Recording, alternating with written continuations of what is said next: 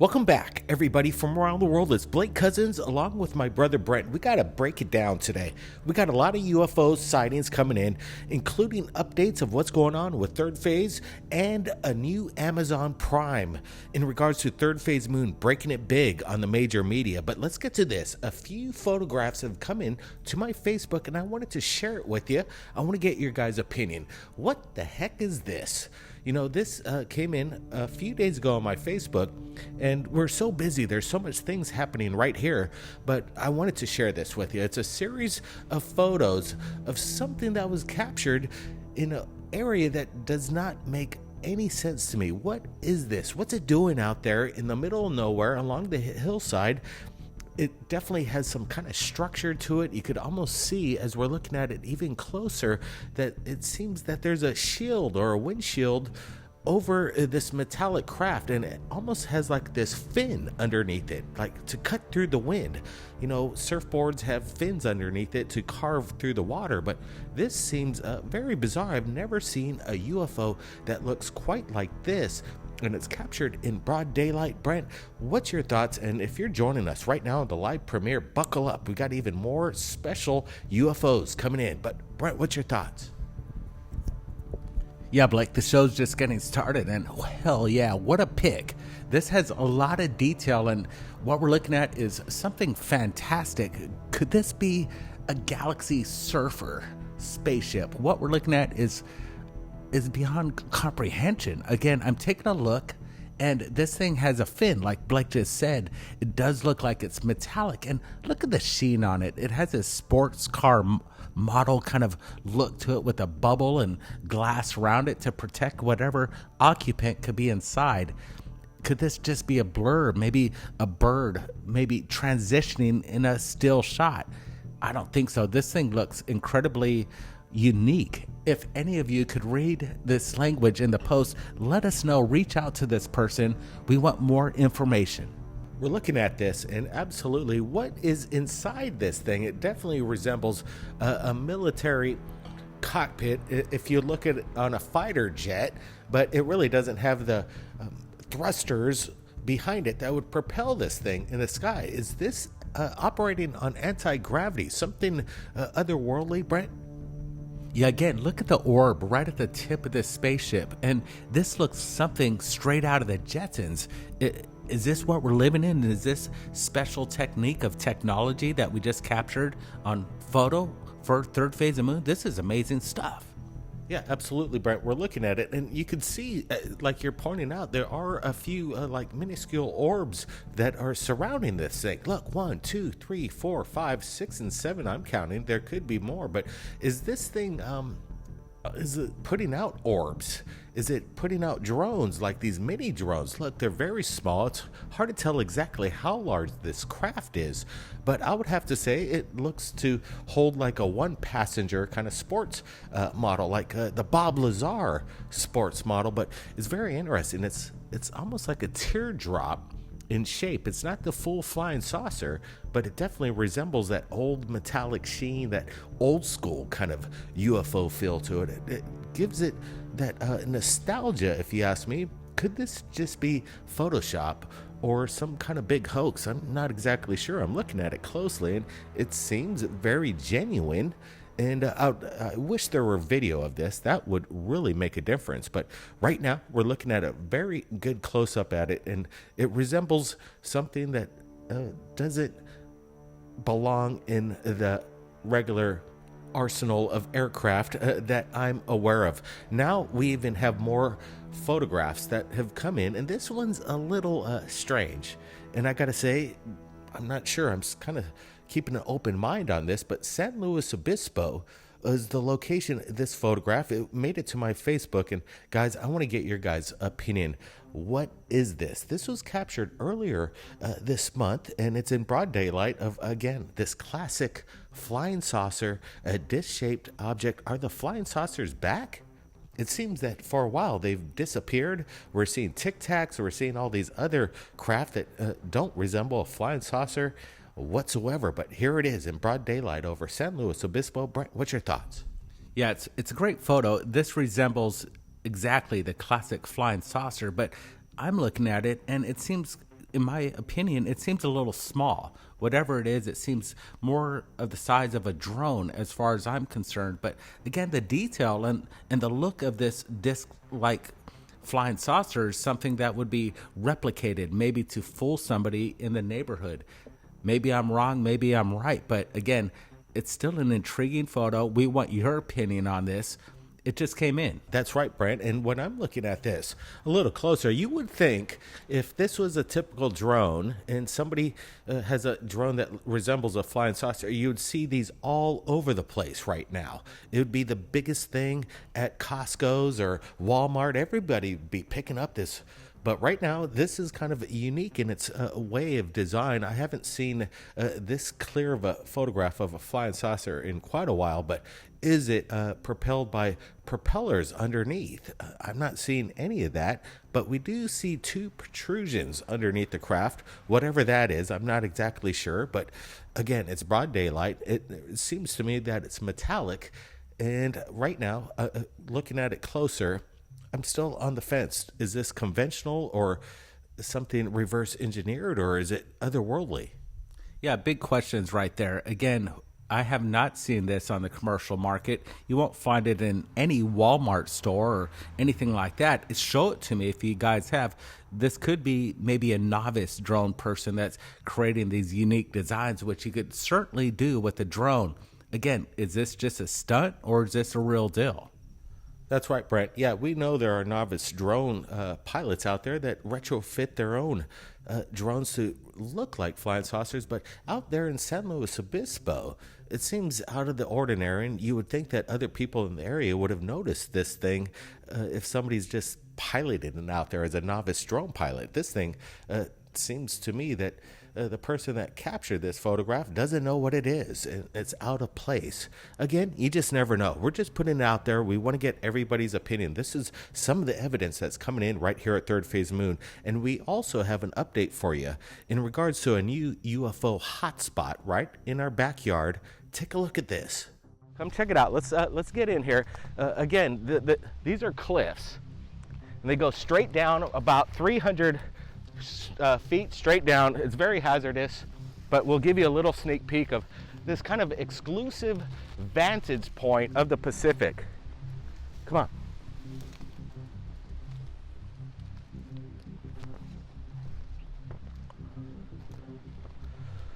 So, if anybody is interested in basically UFO hunting, I gotta say, I think the Big Island is one of the best places on the planet to view the stars. You got some of the clearest weather in the world, and then you have these kind of vistas. But again, this is kind of an exclusive spot. I don't think nobody's ever seen this until now. We're kind of showing you where we kind of hang out at night, look along the coast, and look for UFOs in the skies. And let me tell you, there's all kinds of activity out here. It's beyond belief. And don't you love this vantage point? Look at this. So what do you guys think? Is this the biggest UFO hotspot possibly on the Big Island? This is an incredible situation that we have, and the vantage point is perfect. Now, this is the new update. Richard Giordano explains what he thinks about the mysterious discoveries by Brian Forrester in Egypt, and he's joined along with Michael from Dark Hour Paranormal. Here's a little clip. Yeah, I think it's real interesting when we look at the video here and we see how it's damaged. Was it from a weapon of some sort, or was it a meteor that hit the Earth and created this wave of energy that just changed the color of the surface? All right, well, we'll continue on here because this just gets better. You're going to love this, guys. The next thing we're going to talk about is the quartzite. The rock, I think that's what they used, but it's how they use it, I think, is what this part's coming up. This part that's coming up. All right, here, we'll listen to what he says. For dynastic sculptures to work with. Quartzite he's talking about. Quartzite of this scale is located in Cairo, which is quite a fair distance away. Each one of these statues shows not only catastrophic heat damage, but even melting, as you can see here. Since quartzite is very high in quartz, When you apply high heat to quartzite, the material has a tendency of melting, which we saw at another location called Tanis in the Nile Delta. Once again, we see very large statues made of one piece of stone, where large sections of the statues have been obliterated. Look at that. To have been It's amazing. done by invading armies, but again, by ancient cataclysmic activity prior to dynastic times. What cataclysmic activity do you think he's talking about? Well, many years ago, it's been recorded, at least geologically, that there have been these sort of events that have come through in the way of perhaps asteroids or something hitting the planet from outer space that caused a cataclysmic reaction here on Earth. And, who's to say that there wasn't a civilization around the way that we would recognize them there to witness this? What do you think, Rich? That scares me because we don't know. Was this some sort of event that could possibly return? Is it cyclical? Was it a string of comets or asteroids that were just whizzing by?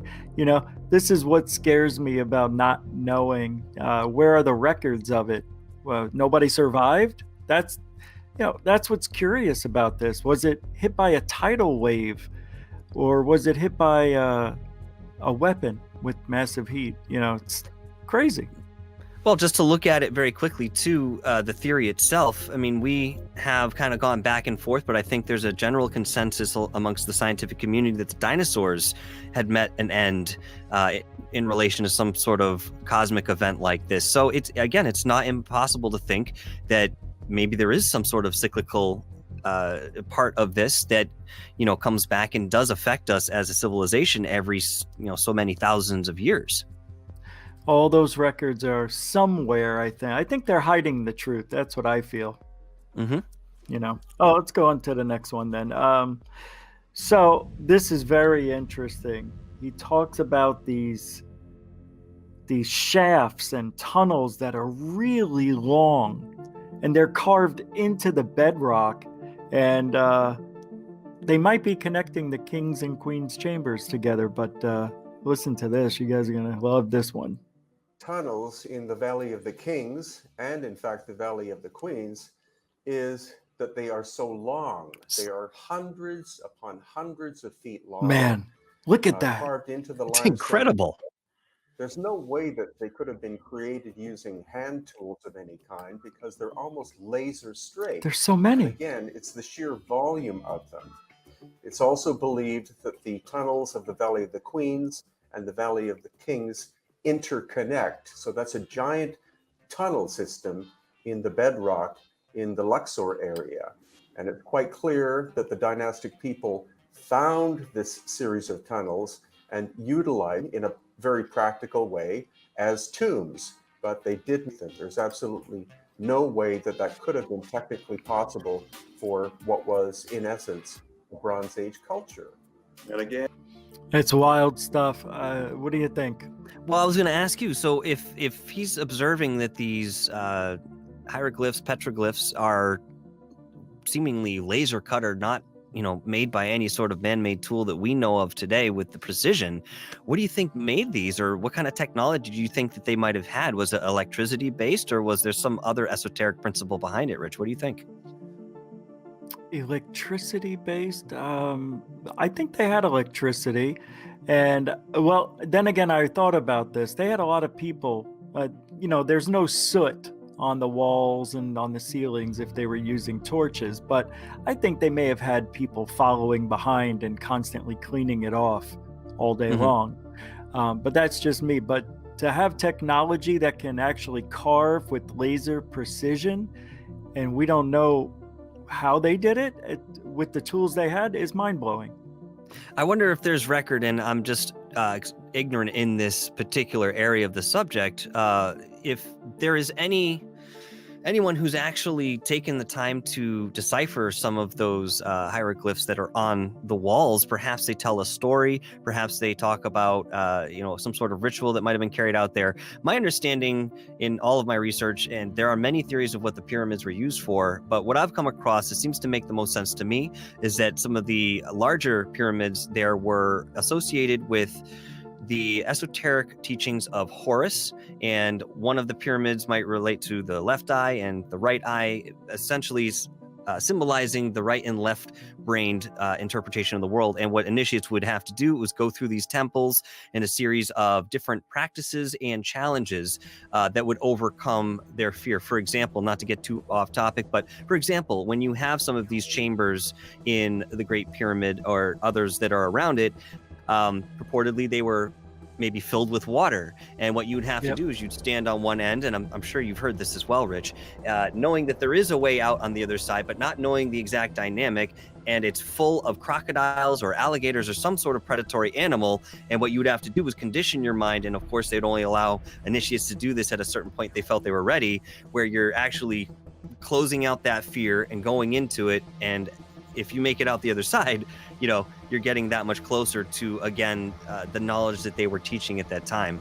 So with these tunnels being so long, the ones that we're walking through in this video seem to be more for display, or, something that will show people what's happened, or there's some story there on the wall, some sort of history. But essentially, some of these long tunnels that are more or less inaccessible to the public, I mean, it's been purported based on sacred geometry that the way that the spirals, the light and the dark spirals meet in some of these areas, that they are like focus points for being able to literally get punted out of your body and go into meditation. And there's a whole thing going on with the King's Chamber in that respect. So, wow. Yeah, there's a story there for sure. I don't think Brian gets into it, but I'm sure they have people deciphering it. So next one here is they opened up the Osiris, I believe it's the Osiris Shaft, to the public now. So we'll take a look at what they've uncovered here. Great thing that's going on in Egypt now, as recently as the last couple of years and is ongoing, is that rather than them closing ancient sites, which are enigmatic and mysterious, they're actually opening ones up that have never been open to the public before, and that's just fantastic. For example, on the Giza Plateau, there's a site called the Osiris Shaft, which was opened 2 years ago. It costs $2,400 to rent it for 2 hours, but it's worth it if you have a group. And it's absolutely amazing. It consists of 3 levels. First, you take a ladder down 30 to 40 feet. This is in the bedrock. Now, check this out. This is incredible stuff. Like I said, we were expanding on Third Phase of Moon, and it's just gone mainstream right now. If you guys are looking at this is what's going on Amazon Prime, and let me tell you, it's big news. We have uploaded 5 seasons, and you may have missed a lot of content. You're looking at it right now, and it's already blowing up on Amazon Prime, and UFO Report is pretty much going to flood the market on the best UFO videos over the past 5 years on Third Phase of Moon, and as you can see, their customer reviews are on top of it. 5-star all the way 5-star. That's right. It's because it's good content. It's not fluff. This is going back to the old school, the way you like it. Yeah, Blake, during this situation over the past year, people have kind of fell apart on creating content, but we actually grew stronger, and we created this team and developed this new way of creating documentaries on the fly, almost on a daily basis. And this is a new way of introducing it to a new establishment. And again, this is actually edited differently than what you see on Third Phase of Moon. This has its own unique system on the way it looks, so you almost see it for the first time. It's amazing. Definitely go check out UFO Report on Amazon Prime. It's available for free right now, and the team members are there. We got Richard Giordano from GUFON. We have Doc Skinner from 1028 Productions, Dr. J from Dr. J Radio Live, including Dr. Michael Sala and Paula Asteria, among many others, including Dave Scott from Spaced Out Radio. A lot of stuff going on. 5 seasons. Everybody enjoy that. There's a lot of stuff going on. We got 2 channels rocking and rolling. Give us a big thumbs up if you're enjoying it. I appreciate everybody in the super chats that have been donating. Wow, you guys are the best. And you guys chiming in on the chat. You guys are really smart, aren't you? I appreciate that. You guys are really on the button, and you guys know your stuff. That's what we like about you. The #1 UFO channel on the planet, Third Phase of Moon. It's my pleasure to be here. Blake Cousins, along with my brother Brent. Keep your eyes on the skies, everybody. We'll see you.